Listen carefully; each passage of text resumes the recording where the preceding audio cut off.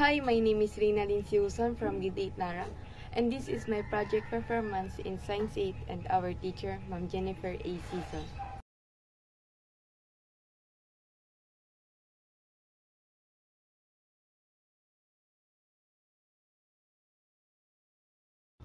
Ito po yung tambis or sa English ay watery rose apple. Ang scientific name naman po nito ay Syzygium acium.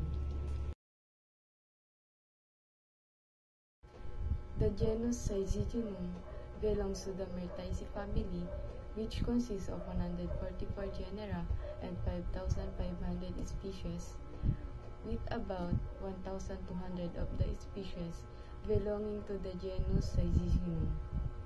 The Syzygium aquinum is a traditional medical plant with various bioactive compounds distributed in all plant parts.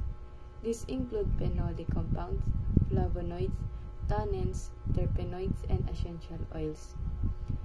Syzygium aquinum extract and their insulated compound show multiple beneficial biological effects, such as antibacterial, antifungal, anti-diabetic, analgesic, anti-malarial, antioxidant, anti-inflammatory, and anti-cancer activities. Rose apple are considered good for the brain, liver, and our blood. The benefits of rose apple fruits come from its nutritional contents: protein, fiber, vitamin C, iron, and calcium. It contains no saturated fats and sugar. Rose apple has significant amount of cholesterol and sodium as well. Alam niyo ba na ang makopa at tambis ay magkaiba? Dahil ang makopa ay mas malaki at mas dark yung kulay niya.